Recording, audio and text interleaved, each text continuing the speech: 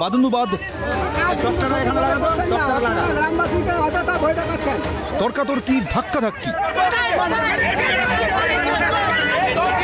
বাদ গেল না কিছুই।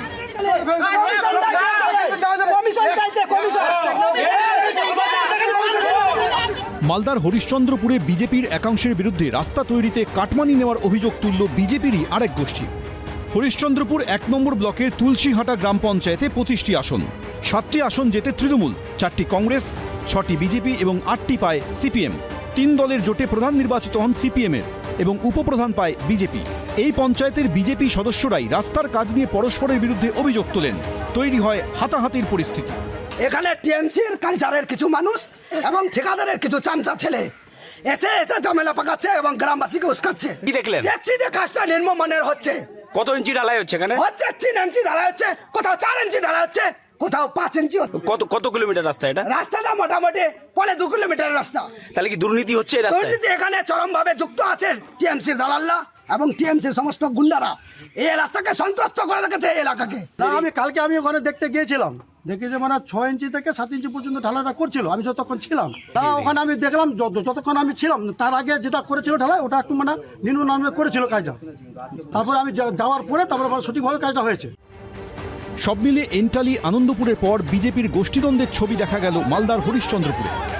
সোমক লাহিড়ী, এবিপি আনন্দ, মালদা। যাদবপুর বিশ্ববিদ্যালয়ের 4 নম্বর গেট দিয়ে হুড়মুড়িয়ে ভিতরে ঢুকছে বহিরাগতরা। ছেঁড়া হচ্ছে পোস্টার, পিজি সায়েন্স বিল্ডিং এর সামনে পোড়ানো হচ্ছে পতাকা। যাদবপুর কাণ্ডের সামনে এসেছে একাধিক সিসিটিভি ফুটেজ। এই ঘটনায় সরাসরি অভিযুক্ত আরএসএস এর ছাত্র সংগঠন এবিভিপি। বুধবার মাঝরাত থেকে সোমবার এতগুলো দিন কেটে গেল, কিন্তু যাদবপুর কাণ্ডে এখনো গ্রেফতারি সংখ্যা শূন্য। এই ইস্যুতে সোমবার সাংবাদিক বৈঠকে একগুচ্ছ প্রশ্ন তুলল সিপিএম এর ছাত্র সংগঠন এসএফআই। আজকের দিনে দাঁড়িয়ে রাতের অন্ধকারে যারা ভাঙচুর চালালো,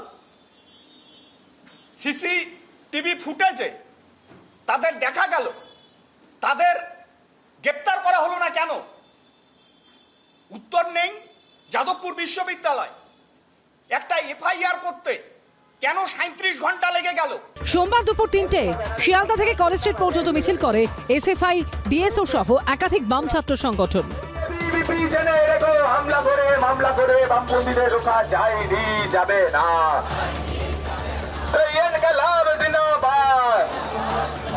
তাদের দাবি 37 ঘন্টা পরে কেন এফআইআর করা হলো, এখনো পর্যন্ত কেন কাউকে গ্রেপ্তার করা হলো না, কেন প্রাক্তন উপাচার্যকে সেদিন রাত্রে ওই তাণ্ডবের সময় সেখানে দেখা গেল, কেন একজন বিধায়িকা তিনি এইভাবে গোটা আন্দোলনের নেতৃত্ব দিলেন, গোটা ঘটনার নেতৃত্ব দিলেন।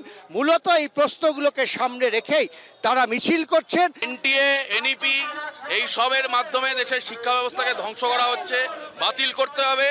আর সমস্ত ইউনিভার্সিটি কলেজে যেভাবে আরএসএস বিজেপির তাণ্ডব চলছে বন্ধ করতে হবে, ছাত্র ভোট করাতে হবে। যাদবপুর কাণ্ডে কেন গ্রেফতারি শূন্য সেই প্রশ্ন তুলেছে কংগ্রেসও। কাদের পাঠাচ্ছেন? বিধায়ক হলেই গিয়ে ওখানে নাক গলাতে হবে? আমি রাজনীতি করি বলে সব জানি। রাজ্যপাল চুপ করে বসে আছেন কেন? আচার্য, তার কাছ থেকে তো কোনো কথা শুনতে পাচ্ছি না। এই রকম ঘটনা যাদবপুরে হয়ে যাচ্ছে। কলেজ বিশ্ববিদ্যালয়গুলো রেগুলার স্টুডেন্টের জায়গা হিসেবেই ছেড়ে দেওয়া দরকার। এই দিন কলেজ স্ট্রিটে শেষ হয় বামেদের মিছিল। এরপর কলকাতা বিশ্ববিদ্যালয়ের সামনে পথসভা করে এসএফআই, ডিএসও সহ একাধিক বাম ছাত্র সংগঠন। উজ্জ্বল মুখোপাধ্যায় ও সুদীপ্ত আচার্যের রিপোর্ট, এবিপি আনন্দ। এবিপি আনন্দ, এগিয়ে থাকে, এগিয়ে রাখে।